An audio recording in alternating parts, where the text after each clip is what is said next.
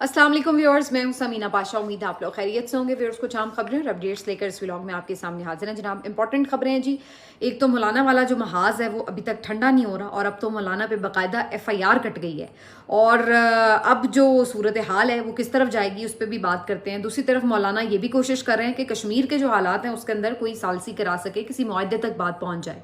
बिलावल भुट्टो जरदारी भी अब कश्मीर पहुंच चुके हैं। उन्होंने भी वहां जाके कुछ कोशिशें शुरू की हैं, जिसके नतीजे में कुछ पॉजिटिव चीज़ें होती नज़र आ रही हैं। उस पर भी बात करते हैं। उधर पाकिस्तान तहरीक इंसाफ ने अब ऐलान किया है कि 5 अगस्त को वो एक एहतजाज रिकॉर्ड कराएंगे और उनकी गुफ्तगू से ये भी अंदाज़ा हो रहा है कि जैसे जो बातचीत चल रही थी वो भी कोई बहुत मुस्बत अंदाज में आगे नहीं बढ़ी है।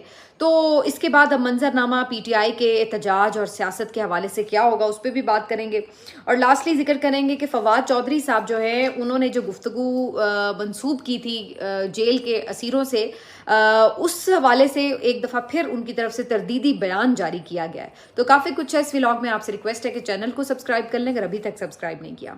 तो सबसे पहले बात कर लेते हैं पाकिस्तान तहरीक इंसाफ के एहतजाज के हवाले से। PTI की जानिब से अगरचे ये बात तो हो रही थी, तहरीक तहफ़्फ़ुज़ आईन पाकिस्तान ने भी कहा कि जी 5 अगस्त को जो है वो एहतजाज किया जाएगा, लेकिन पाकिस्तान तहरीक इंसाफ ने अपने तौर पर जो अपनी पार्टी है उसका एक इजलास मुनक़िद किया और एक काफ़ी तवील इजलास था जो 5 घंटे तक जारी रहा, जिसमें बहुत से जो शुरका थे मुख्तलिफ शहरों से उन्होंने ऑनलाइन भी शिरकत की। तो 5 घंटे के इजलास में जो भी सजेशंस आई उनके ऊपर गौर फिक्र किया गया, जिसके बाद बैरिस्टर गौहर साहब ने एक मीडिया ब्रीफिंग में ऐलान किया कि जो 5 अगस्त की तारीख आ रही है जब इमरान खान साहब को 3 साल मुकम्मल हो जाएंगे कैद में, तो उस मौके पर पाकिस्तान तहरीक इंसाफ एक एहतजाज रिकॉर्ड कराएगी और ये एक भरपूर एहतजाज होगा। उन्होंने ये भी कहा कि हमने अदालतें जा के देख लिया है, हमने हुकूमत से मुज़ाकरात करके कोशिश की कि मामलात को बेहतर अंदाज में आगे बढ़ाया जाए, लेकिन इन दोनों चीज़ों से हमें कुछ हासिल नहीं हुआ। अब हमारे पास कोई ऑप्शन नहीं बचा सिवाय इसके कि हम एहतजाज कर सकें, तो अब हमें एहतजाज करना ही होगा और अब हम एहतजाज से रुकेंगे नहीं। ये भी उन्होंने बात की, यानी उन्होंने ये बेसिकली एक आप कह लें कि दे दिया है इंडिया कि भाई अगर दोबारा बातचीत करके फिर मुज़ाकरात को बीच में ला के कोई एहतजाज मुलतवी कराने की कोशिश की गई तो हम इसके ऊपर जो है वो रजामंद नहीं होंगे। और उनका कहना था कि एहतजाज होगा और भरपूर होगा और ये एहतजाज जो है वो पिछले एहतजाजों से मुख्तलिफ नज़र आएगा। ये बैरिस्टर गौहर का क्लेम है। दूसरी तरफ पाकिस्तान तहरीक तहफ़्फ़ुज़ आईन पाकिस्तान जो है उनकी तरफ से भी एहतजाज का ऐलान था। तो अब 5 अगस्त की जो डेट है वो इम्पॉर्टेंट इस लिहाज से हो गई है कि PTI को अब हर सूरत बाहर निकलना पड़ेगा, क्योंकि इस वक्त प्रेशर, जैसे हम पहले ही बहुत दफ़ा जिक्र कर चुके हैं कि KP गवर्नमेंट के ऊपर भी बहुत ज़्यादा है, PTI की क़यादत के ऊपर भी बहुत ज़्यादा है। अल्टीमेटली इस प्रेशर को हैंडल करने के लिए उन्हें कुछ ना कुछ एहतजाज वगैरह का प्लान एक देना ही पड़ेगा। अब जो PTI की गुफ्तगू से अंदाज़ा होता है वो ये है कि PTI एक रोज़ा एहतजाज जो है वो शायद प्लान कर रही है और उनका कोई लंबे अरसे का एहतजाज जो है वो शायद नहीं होगा।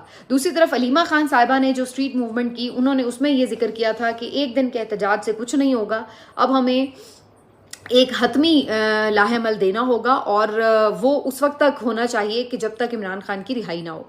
तो इस वक्त जो सोशल मीडिया का कारकुन है और जो अलीमा खान है वो एक पेज पर हैं और उनका ये मानना है कि एहतजाज जो है वो अब एक भरपूर अंदाज का होना चाहिए। यानी जैसे अब आप कश्मीर में देख रहे हैं कि 1 महीने से ज़्यादा उन लोगों ने धरना दिया है और वो अपनी बात से हिले नहीं है। इस वजह से अल्टीमेटली हुकूमत जो है वो कहीं ना कहीं आगे भी चलकर और अभी भी किसी हद तक उनसे बातचीत पर मजबूर हो जाएगी। तो क्या PTI की क़यादत इस अंदाज का एहतजाज करा सकती है, कर सकती है? मुझे ऐसा कोई दिखाई नहीं देता सीन। लेकिन बहरहाल अगर वो इसमें कुछ हद तक भी आगे बढ़कर कोई एहतजाज रिकॉर्ड कराते हैं जिससे कोई प्रेशर बन सके, बहुत बड़ी तादाद में लोगों को निकाल सकें, तो अल्टीमेटली ज़ाहिर है एक अनरेस्ट तो होता है कि भाई लोग बाहर निकले हुए हैं। अब सवाल ये है कि वो प्लान क्या होगा, इसके ऊपर उनका ये कहना है कि अभी हम फर्दर मीटिंग्स करेंगे और तय किया जाएगा, रैलियाँ निकालनी है, जलसे करने हैं, सेमिनार्स करने हैं, क्या क्या ऑप्शंस हैं। तो मुझे तो लगता है कि पाकिस्तान तहरीक इंसाफ ने बस ये डिसाइड कर लिया है कि साल में 2 मरतबा हम एहतजाज अनाउंस करेंगे, एक 8 फरवरी वाले दिन और दूसरा 5 अगस्त वाले दिन, और इन 2 दिनों में टोकन सा एहतजाज रिकॉर्ड कराया जाएगा कि 8 फरवरी को इसलिए हमारा मैंडेट लूट लिया, 5 अगस्त को इसलिए कि हमारा लीडर कैद कर लिया, और उसके बाद अपनी उनकी जिम्मेदारी पूरी हो गई। उसके बाद 6-6 महीने जो हैं वो सुकून से उनके गुजर जाते हैं। तो यही पैटर्न जो है इस पूरे साल में हमें नजर आया। बल्कि 8 फरवरी का एहतजाज तो काफ़ी ठुस किस्म का था, और उसके बाद अब ये 5 अगस्त का जो एहतजाज है, देखते हैं कि उसमें इनकी हिकमत अमली क्या होती है। दूसरी तरफ सुहेल आफरीदी को भी अगर अपना जो एक ताल्लुक बना था उनका कारकुनों से, जो उनकी एक्सपेक्टेशन थी उसके ऊपर किसी ना किसी हद तक पूरा आना है, या उनको कोई इंगेज करना है अपने साथ, अपने ऊपर होने वाली तनकीद को किसी हद तक रोकना है, तो इसलिए उन्हें इस चीज़ के ऊपर जो है वो फैसला करना पड़ेगा कि अब अगर कोई एहतजाज की कॉल आती है पार्टी की तरफ से, तो उसमें भरपूर अंदाज से जो है वो क्या अपना काम कर सकेंगे। तो ये जो है वो इस तरफ से चीज़ें हैं। बातचीत की जो कोशिशें थी बज़ाहिर वो लग रहा है कि बहुत फ्रूटफुल साबित नहीं हुई, और ऑनवर्ड्स ये लग रहा है कि शायद अभी कोई फर्दर उसमें कॉन्टीन्यूटी भी नहीं है। इसी वजह से पीटीआई जो है वो एहतजाज की तरफ जा रही है। दूसरी तरफ जो एनडीसी भी कोशिश कर रही थी मुज़ाकरात की, उसके ऊपर फवाद चौधरी साहब का ये कहना था कि जनाब हमें कुछ जाहिर है कि है मैंडेट मिला हुआ, कुछ हलकों से हमें सपोर्ट हासिल है, लेकिन हम चाहते हैं कि जी इसके ऊपर जो है वो अडयाला से भी हमें सपोर्ट मिले, कोट लखपत से भी मिले, और फिर हम आगे मामलात को बढ़ाएं। लेकिन वो भी कोई ज़्यादा इसके ऊपर कामयाब होते नज़र नहीं आ रहे। कोट लखपत से जो उनकी मुलाकातें हुई उसके मुताबिक वो तो बड़े बाहर पॉजिटिव आए। उन्होंने कहा कि जी वो सब तो हमारे साथ हैं, और वो पीटीआई की आदत से बहुत नाराज़ हैं, और वो समझते हैं कि फील्ड मार्शल साहब बेहतरीन काम कर रहे हैं, और साथ में ये कि उन्हें मुज़ाकरात की तरफ जाना चाहिए। तो ये चीज़ें थी जो फवाद चौधरी साहब ने कोट की।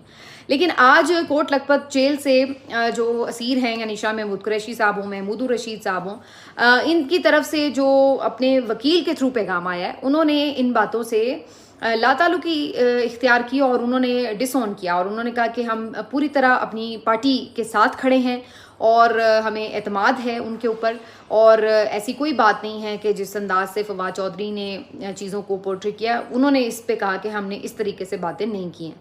तो मैंने आपको याद होगा जब उस वक्त व्लॉग भी किया था, तो मैंने इस बात की तरफ इशारा किया था कि फवाद चौधरी जितने पॉजिटिव नज़र आ रहे हैं, एक दफ़ा पहले भी वो मिल के आए थे तो वो इतने ही पॉजिटिव थे, लेकिन उसके बाद जो कोट लखपत की तरफ से रिएक्शन आया था वो कोई बहुत ज़्यादा हौसला अफजा नहीं था। और इस वक्त भी ऐसा ही लग रहा है कि उनकी तरफ से जो इन बातों की तरदीद आई है, तो उसके बाद ऐसा नहीं लग रहा कि फवाद चौधरी साहब जो है कोई सक्सेसफुल हो सकेंगे अपनी इन एफर्ट्स में।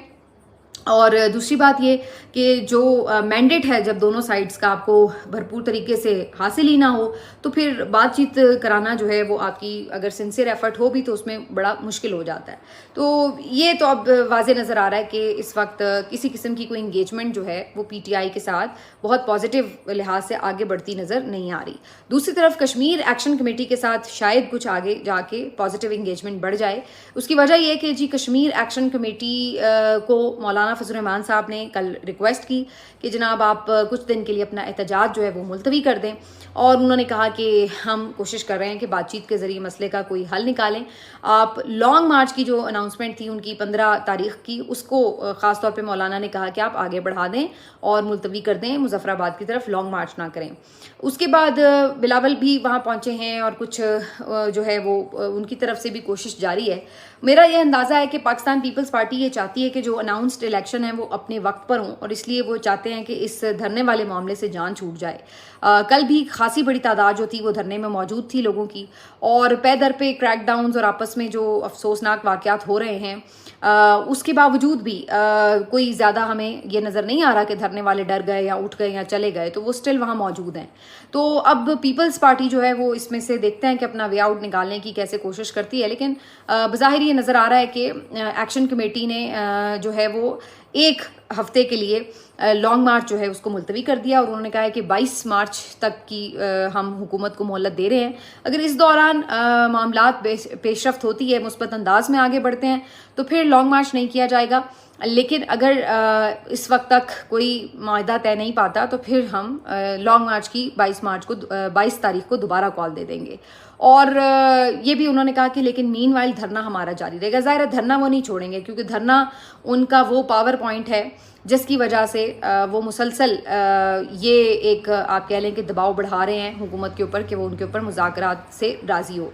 तो अब देखते हैं जी उस तरफ से क्या सिचुएशन आती है, लेकिन बड़ी अजीब सूरत हाल है क्योंकि 27 जुलाई को इलेक्शन होना है कश्मीर में, और अब तो बिल्कुल ही बहुत कम टाइम रह गया, 2 हफ्ते का वक्त है, लेकिन इसके बावजूद भी अभी आपको इलेक्शन की गहमा गहमी तो दूर मतलब टोटली एक डिफरेंट माहौल जो है वो आज़ाद कश्मीर में नज़र आ रहा है।